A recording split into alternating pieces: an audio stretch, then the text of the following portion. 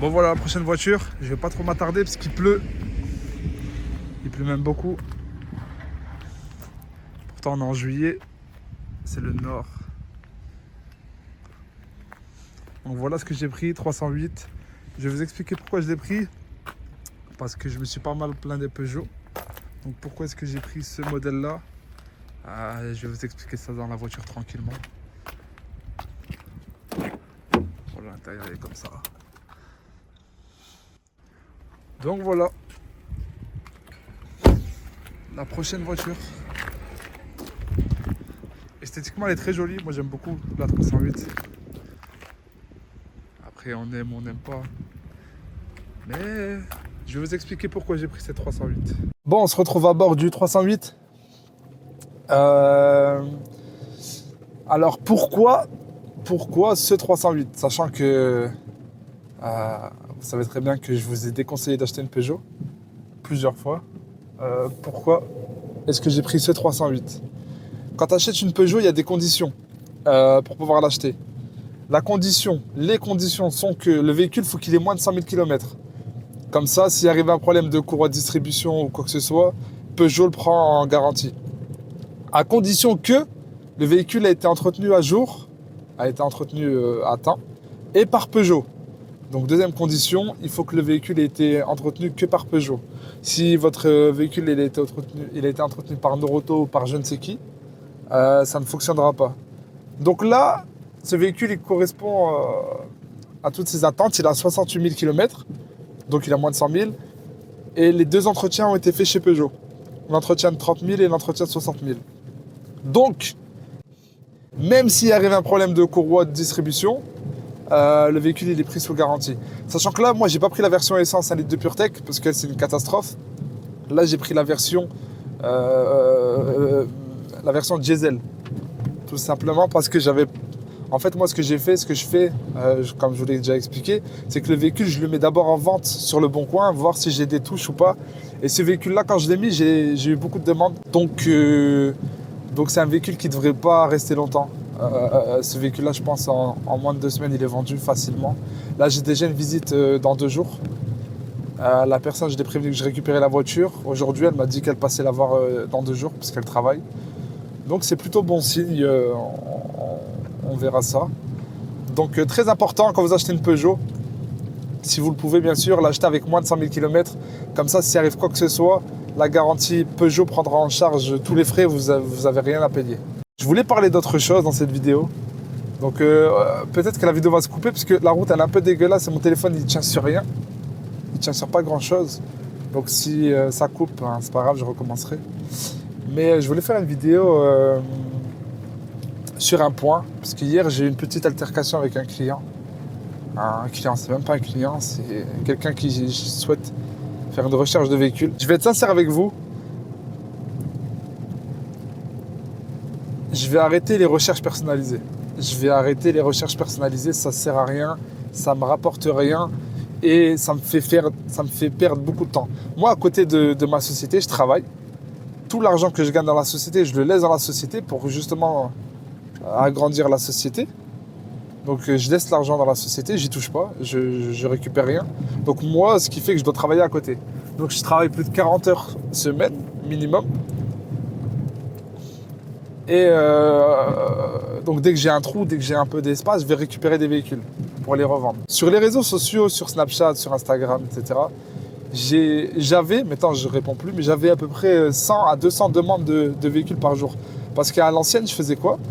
À l'ancienne, c'est dès que j'avais un véhicule potentiellement intéressant chez mon fournisseur, ce que je faisais, c'est que je le mettais sur Snapchat. Et si ça intéressait quelqu'un, il venait me voir, il me disait: est-ce que tu n'as pas ce véhicule-là en diesel? Est-ce que tu n'as pas ce véhicule-là en automatique? Est-ce que tu l'as pas en manuel? Est-ce que tu l'as pas avec moins de kilomètres? Et donc j'avais j'avais à peu près, franchement, entre 60 et 80 demandes par jour. Ensuite, je me suis mis à faire des recherches personnalisées. Parce que ma trésorerie ne me permet pas d'acheter 50 véhicules par mois. Donc je me suis dit, vu que maintenant les gens me connaissent un petit peu, savent que voilà, je suis sérieux, je vais faire des recherches personnalisées. Ça veut dire que mon fournisseur, il a plus de 5000 véhicules dans la semaine qui rentrent. il y a forcément un véhicule que tu cherches, tu vois. Donc, ce que je vais faire, c'est très simple.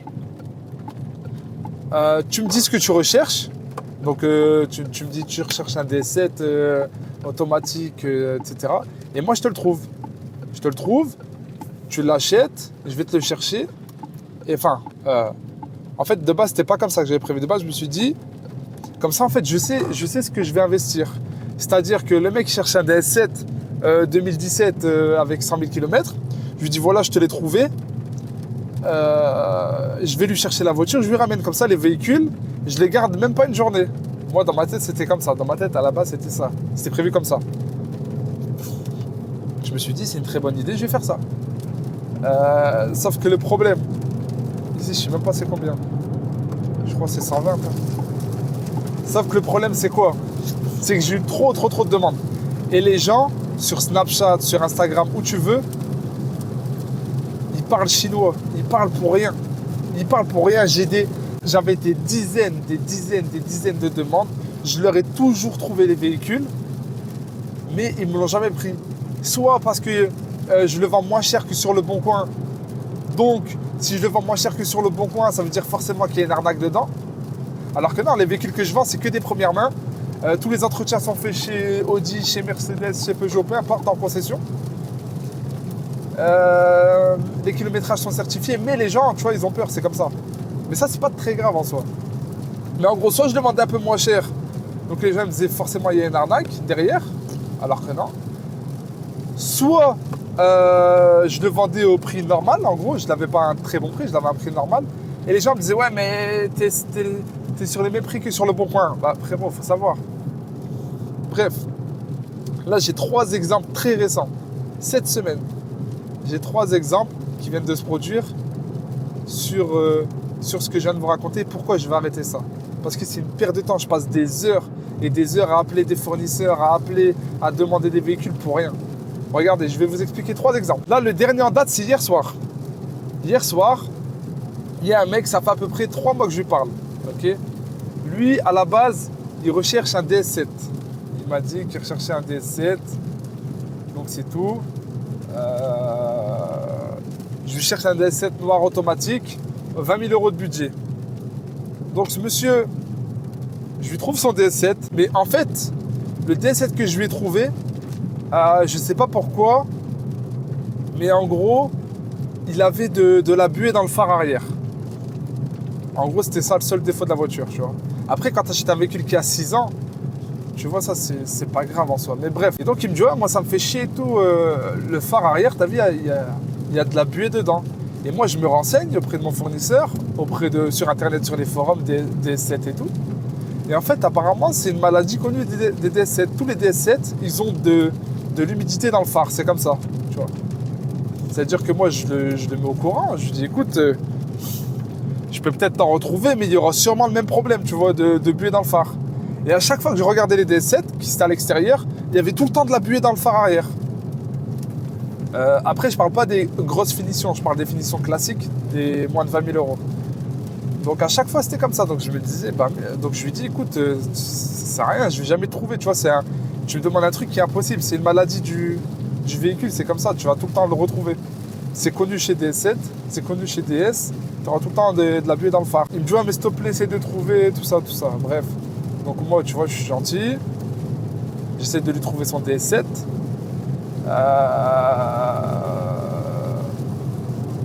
Je lui en trouve 1, 2, 3, 4, 5, à chaque fois il y a le même défaut, ou des fois c'est pas la bonne couleur, ou des fois truc. Tu vois, à la fin j'ai arrêté de chercher parce que gros, je perds mon temps, tu vois, je passe des heures et des heures, j'appelle des fournisseurs et tout, je lui envoie. Des fois même carrément il me répond pas. Je me dis vas-y, c'est tout, tu vois, je perds mon temps avec lui. Bref, c'est tout, je ne les calcule plus. Entre temps, il n'y a pas que lui. Il y a d'autres personnes qui me font plein de demandes de recherche et que je recherche des véhicules pour eux. Donc c'est tout. Moi, entre temps, il y a plein de gens qui me demandent des recherches et que ça aboutit pas en fait. Donc j'en ai marre. Et là, hier, il revient me voir hier. Il me dit salut, je recherche une Opel, je sais plus quoi. Je dis écoute, c'est simple. Je vais t'expliquer maintenant comment ça va se passer. Tu me donnes 20% d'acompte. Je démarre ta recherche. Si je ne trouve pas le véhicule que tu cherches sous 2 semaines, je te rends l'acompte. Mais sinon, je ne cherche pas. Je ne perds pas mon temps à chercher, et après tu vas plus me donner de réponse ou tu vois, j'ai pas le temps, j'ai un travail et tout, j'ai pas que ça à faire, tu vois, j'ai pas que ça à faire. Soit le véhicule est en stock, tu prends un véhicule en stock, soit si tu veux une recherche spéciale que pour toi, il faut que tu payes un acompte, sinon je cherche pas pour toi. Et une fois que j'ai payé l'acompte, une fois que tu as payé l'acompte, si je te trouve le véhicule, tu payes 80% du véhicule. Et les 20% restants, tu les payeras quand je te livre le véhicule. Voilà, c'est simple, je lui dis c'est comme ça. Et lui après il a pété un câble, il m'a dit ouais tu me prends pour un jambon, t'es un arnaqueur, je vais te mettre des mauvais avis sur internet, je sais pas ce qu'il m'a raconté, bref. Mais il l'a mal pris en fait, le fait que je demande de payer un acompte. Il m'a dit comment ça je paye un acompte, j'ai même pas la voiture. Il m'a dit quoi? Il m'a dit tu vas prendre l'acompte et je vais plus jamais te revoir. Bref, tu vas perdre de temps, je te jure, perdre de temps. Bref. Tu vois, je les appelle. Ça, c'est des mecs qui parlent pour rien. En fait, ça, c'est des mecs qui parlent chinois. C'est des mecs, tu vas lui sortir la voiture qu'il trouve. Et il va te dire, ouais, mais arrange-moi. Mais bref, c'est-à-dire ces gens-là, au revoir. Tu vois, faut pas parler avec eux. Deuxième cas, c'est l'Audi que j'ai vendu, l'Audi A3. C'est à cause de lui que je l'ai acheté. Ou en vrai, grâce à lui, puisque je l'ai vendu en un jour.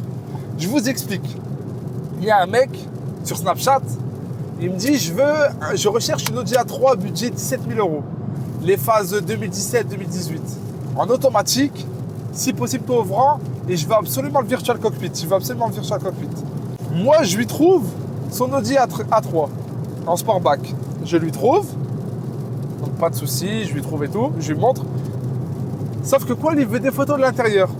Sauf qu'en fait, moi, je travaille avec des fournisseurs, c'est que des premières mains, mais en fait, c'est des véhicules, c'est des LOA, LLD. Ce qui fait que les véhicules, ils sont pas bien entretenus à l'intérieur. L'intérieur, les gens, en fait, ils sont sales. C'est rare les gens qui sont propres avec leur voiture. Et donc, l'intérieur est sale, il y a des papiers, tu vois, il n'est pas propre. Donc, moi, ce que je fais quand je récupère la voiture, c'est que je la lave. Tu vois, c'est normal, je lave l'intérieur et tout. Mais sauf que quand t'es comme moi, t'es un professionnel, t'as l'habitude des intérieurs sales. C'est pas grave, ça te fait pas peur, tu vois. Tu vas pas acheter un véhicule pour ça. Tu ne vas pas ne pas acheter un véhicule pour ça. Sauf qu'un particulier, ça lui fait peur. C'est comme ça, tu vois. Et je voulais pas lui envoyer l'intérieur. Il me dit si, s'il te plaît, et tout. Et j'avais que des photos de mon fournisseur. Je lui dis, bah écoute, vas-y, je vais t'envoyer des photos de l'intérieur, tu vois. Donc je lui envoie des photos de l'intérieur. Comme prévu, il me dit, ouais, mais tu vois.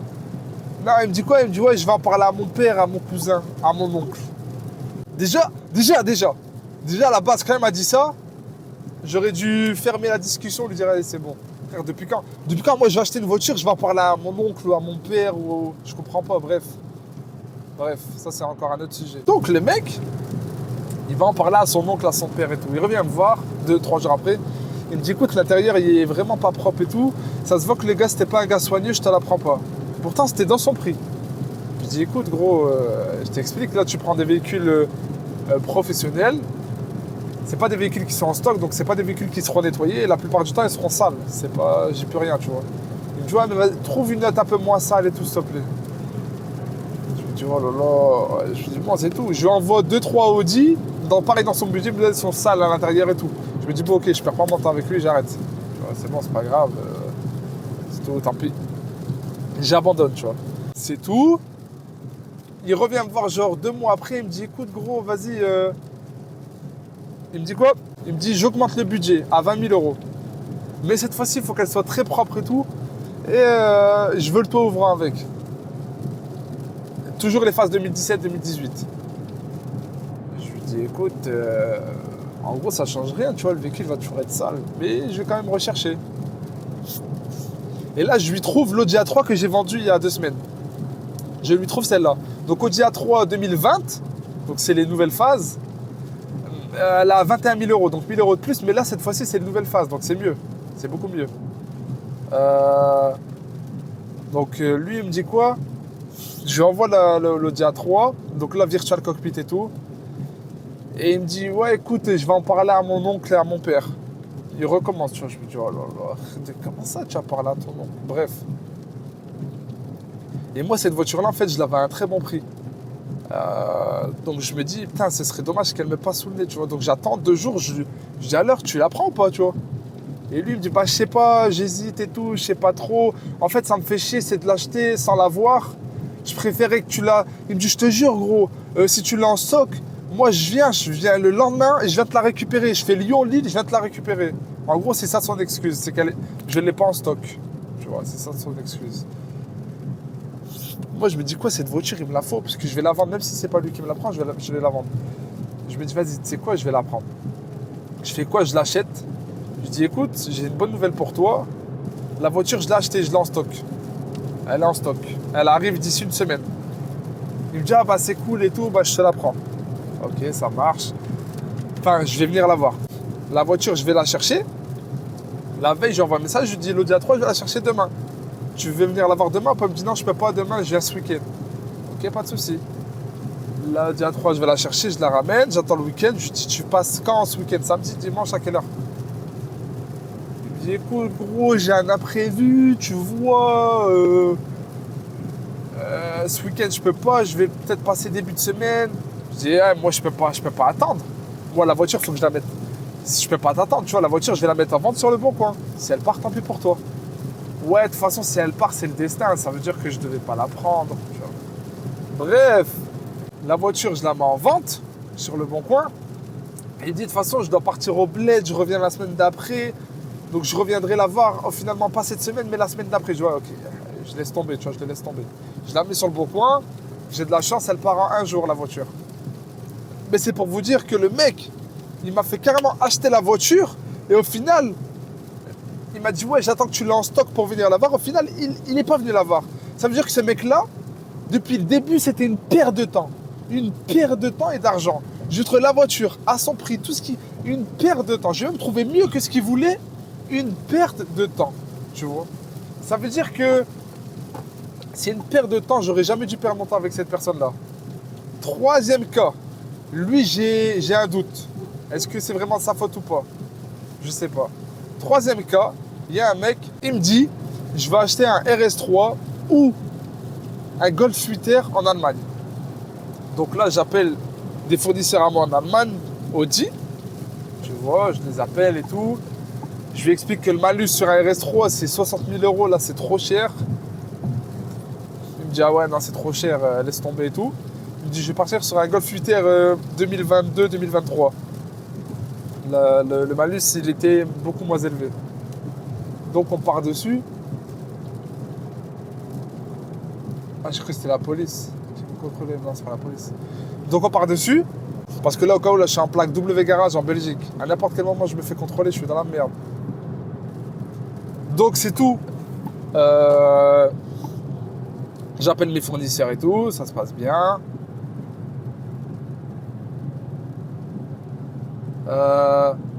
Je lui trouve la voiture qu'il lui faut à son budget, puisque lui avait un budget. Je lui trouve la voiture, avec le malus, ça rentre dans son budget. Donc moi, j'appelle Audi, je négocie avec eux le prix, et j'arrive à l'avoir à un meilleur prix. Comme ça, en fait, grâce à moi, en gros, j'ai négocié mon tarif. Tu vois, moi, en gros, je prenais 1000 euros. Pour 1000 euros pour la recherche, pour aller chercher le véhicule en Allemagne et le redéposer. C'est-à-dire qu'en gros, là, le mec, j'ai négocié la voiture de 1500 euros. C'est-à-dire qu'en gros, le gars qui passe par moi, ben, il me paye pas, en gros. Et en plus, je lui fais gagner 500 euros. Donc, je trouve la voiture chez Audi. J'appelle Audi, je parle en anglais avec eux et tout, je négocie. Ok, c'est bon. Il me dit, ok, c'est bon, donne-moi le nom, prénom, la pièce d'identité de la personne. Et on va t'envoyer le RIB une fois que tu as envoyé la pièce d'identité de la personne, de l'acheteur. Lui, je reviens le voir.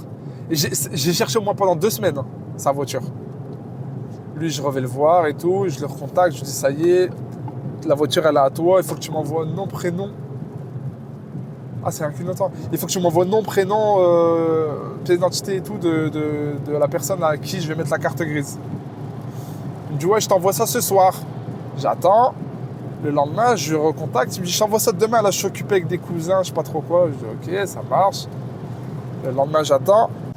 Après, il me dit quoi? Après, il me dit, ouais, je renvoie un message le week-end. Je dis, bah à l'heure, tu vois, ça fait une semaine que j'attends. Gros, le gars d'Audi, il me rappelle, il me dit à l'heure. Il me dit, ouais, mais là, le problème, c'est que je suis à l'hôpital et tout, j'ai un problème de santé. Donc ça, je peux comprendre, tu vois. Donc, il m'envoie un snap à l'hôpital et tout. Je me dis, bon, frère, c'est pas de sa faute, tu vois, il est à l'hôpital. Donc, je dis au mec d'Audi, bah attends. Attendez, désolé, tout, mon client, il a un problème de santé, mais il va envoyer les documents et tout, il n'y a pas de souci. Bah, en soi, je me dis, même si t'as un problème, gros, tu t'envoies une pièce d'identité, moi, après, je vais te chercher la voiture, tu vois.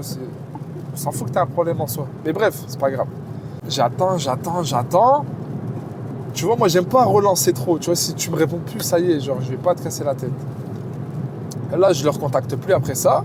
Je dis, bah, bon rétablissement et tout. Envoie-moi dès que t'es sorti de l'hôpital. Gros, j'attends 1, 2, 3, 4 jours, je vois, ça fait des snaps. Il va au restaurant et tout, tu vois, genre, il est dehors et tout. Genre, ça y est, tu vois, il est sorti de l'hôpital, en gros. Et il m'a toujours pas envoyé la pièce d'identité. Je dis, vas-y, ça sert à rien. Voilà. Ça, c'est dire que c'est un mec qui parle pour rien. En fait, il veut pas l'acheter. Je sais pas, il veut me faire perdre mon temps. En fait, il y a des gens comme ça. Soit ils s'inventent une vie, soit ils veulent trop te faire perdre du temps. Et c'est pour ça que les réseaux sociaux, que ce soit Snapchat, Instagram, WhatsApp, c'est que des pertes de temps. Si tu vends des voitures à moins de 5000 euros, tu vas les vendre sur WhatsApp. En fait, voilà. En fait, Snapchat, il faut que tu le vois comme une braderie, comme un marché. C'est que des gens qui veulent brader, qui veulent que dalle, qui veulent tout pour rien. C'est-à-dire que si tu vends une voiture pour moins de 5000 euros, tu veux brader ta voiture, vas-y, voilà sur Snap, elle va partir vite. Mais si tu vends une voiture propre, garantie constructeur, première main, full entretien, concession, va pas sur Snapchat. Tu vas perdre ton temps. Tu vas perdre ton temps, de l'énergie. Les gens, ils vont te demander plein de choses et après, ils vont te dire, vas-y, arrange sur le prix. Comme si c'est la voiture à ton père, tu vois. Non. C'est simple. Snapchat, WhatsApp, Instagram, je vends plus de voitures dessus. Ça ne sert à rien de me faire perdre du temps. C'est simple.